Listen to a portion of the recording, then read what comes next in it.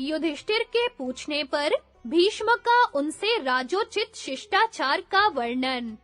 वैशंपायन जी कहते हैं, तदनंतर युधिष्ठिर ने श्री कृष्ण और भीष्म को प्रणाम करके समस्त गुरुजनों की आज्ञा लेकर प्रश्न किया। युधिष्ठिर बोले, पितामह, धर्म के जानने वाले ऐसा मानते हैं कि राजा का धर्म श्रेष्ठ है, अतः आप मुझे राजधर्मों को विस्तार के साथ बताइए। राजा के धर्मों में धर्म, अर्थ, काम और मोक्ष सबका समावेश है। जैसे घोड़ों को काबू में रखने के लिए लगाम और हाथी को वश में करने के लिए अंकुश है, उसी प्रकार समस्त संसार को मर्यादा के भीतर रखने के लिए राजधर्म रस्सी का काम देता है। प्राचीन राजऋषियों ने जिसका सेवन किया है, उस राजधर्म में यदि राजा मोहवश प्रमाद कर बैठे तो संसार की व्यवस्था ही गड़बड़ हो जाती है और सब लोग व्याकुल हो जाते हैं।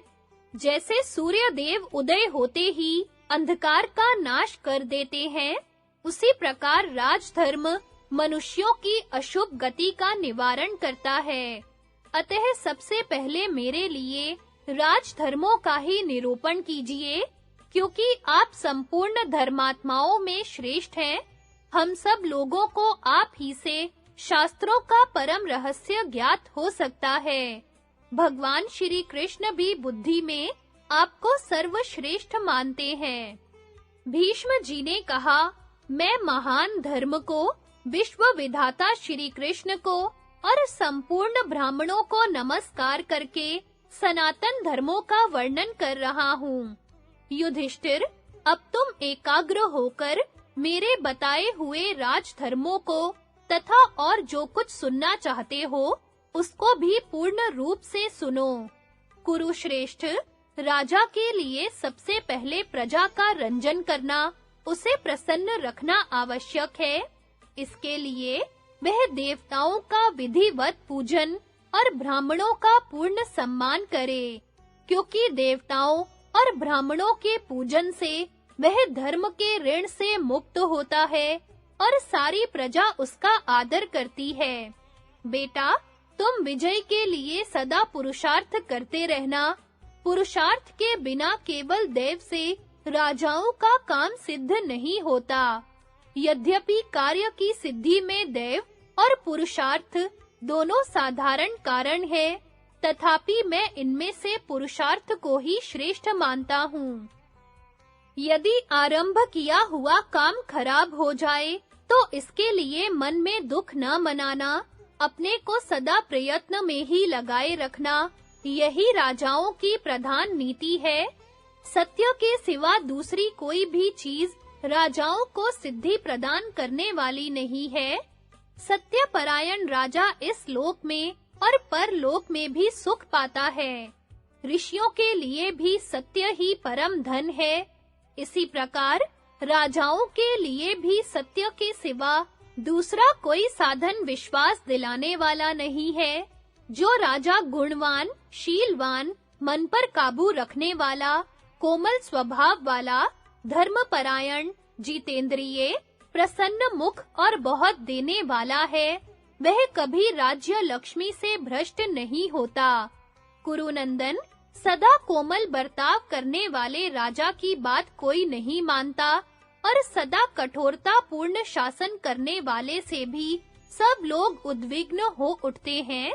इसलिए तुम्हें समयानुसार कोमलता और कठोरता दोनों का आश्रय लेना चाहिए। बेटा, तुम ब्राह्मणों को कभी दंड न देना। इस विषय में मनु जी ने 2 श्लोक कहे हैं। उनका भाव तुम्हें अपने हृदय में सदा धारण किए रहना चाहिए। अग्नि जल से, क्षत्रिय ब्राह्मण से और लोहा पत्थर से प्रकट हुआ है।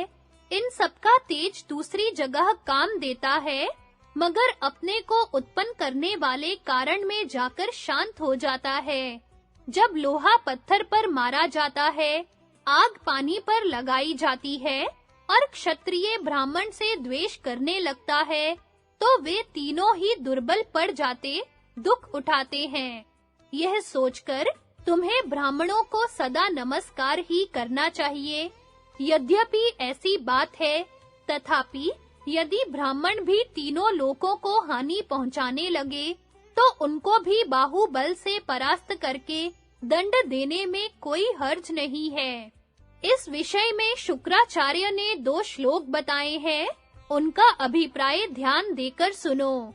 ब्राह्मण वेदांत का विद्वान ही क्यों ना हो, यदि वह शस्त्र उठाकर युद्ध में सामना करने के लिए आ रहा हो, तो धर्म पालन करने वाले राजा को उसे स्वधर्मानुसार अवश्य कैद करना चाहिए। उसके द्वारा नष्ट होते हुए धर्म की जो रक्षा करता है, वही धर्मज्ञ है।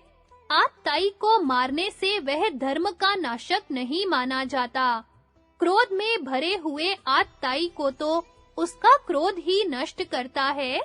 इतना अवश्य ध्यान रखने की बात है कि ब्राह्मण अपराध करे तो उसे देश निकाले का ही दंड देना चाहिए, उसे शारीरिक दंड देने का विधान नहीं है। जैसे वसंत ऋतु का सूर्य न तो अधिक ठंडक पहुंचाता है और न कड़ी धूप ही करता है, उसी प्रकार राजा को भी न बहुत कोमल होना चाहिए, न अधिक कठोर। प्रत्यक्ष, अनुमान, उपमान और आगम, इन 4 प्रमाणों के द्वारा अपने पराई की पहचान करनी चाहिए। तुम सब प्रकार के व्यसनों का परित्याग कर देना, क्योंकि व्यसन में आसक्त हुए मनुष्य का संसार में अपमान होता है।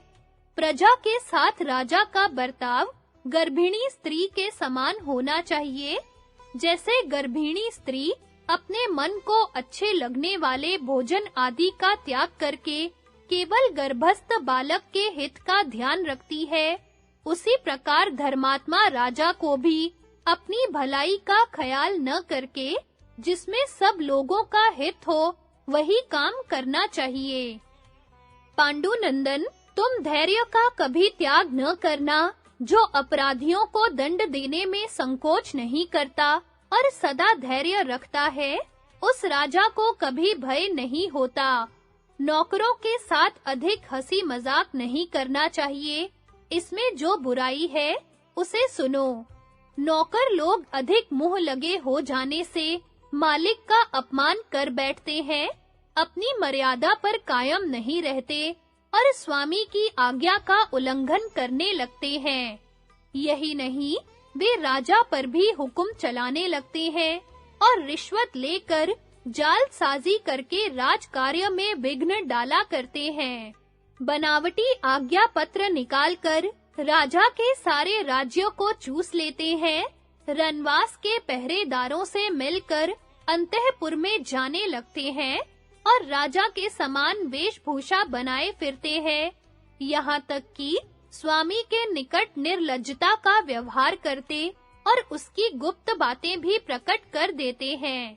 हंसी मजाक करने वाले और कोमल स्वभाव वाले राजा को पाकर भृत्यगण उसकी अवहेलना करने लगते हैं तथा उसकी सवारी में रहने वाले हाथी, घोड़े तथा रथ पर भी अकेले चढ़कर घूमते हैं। आम दरबार में बैठकर दोस्तों की तरह बराबरी का बर्ताव करते हुए कहते हैं, राजन, आपसे इस काम का होना कठिन है, आपका यह बर्ताव बुरा है। राजा को कुपित होते देख हंस देते हैं और उससे सम्मानित होकर भी विशेष प्रसन्न नहीं होते। राजकीय गुप्त बातों तथा राजा के दोषों को दूसरों पर प्रकट कर देते हैं और उसकी आज्ञा को अवहेलना पूर्वक खिलवाड़ करते हुए पूरी करते हैं। पास ही खड़ा होकर राजा सुनता रहता है और वे निर्भय होकर उसके आभूषण पहनने, खाने, नहाने और चंदन लगाने आदि की दिल लगी उड़ाया करते हैं। उनके अधिकार में जो काम सौंपा गया होता है, उसको वे बुरा बताते और छोड़ भी देते हैं। उन्हें जितनी तनख्वाह दी जाती है, उतने से संतोष नहीं होता। जैसे लोग डोर में बंधी हुई चिड़िया के साथ खेलते हैं, उसी तरह वे भी राजा के साथ खेलना चाहते हैं और साधारण लोगों से कहते फिरते हैं कि राजा तो हमारे ही हाथ में है, उस पर हमारा ही हुक्म चलता है। युधिष्ठिर, राजा जब परिहासशील और कोमल स्वभाव का हो जाता है, तो ऊपर बताए हुए तथा दूसरे बहुत से दोष प्रकट हो जाते हैं।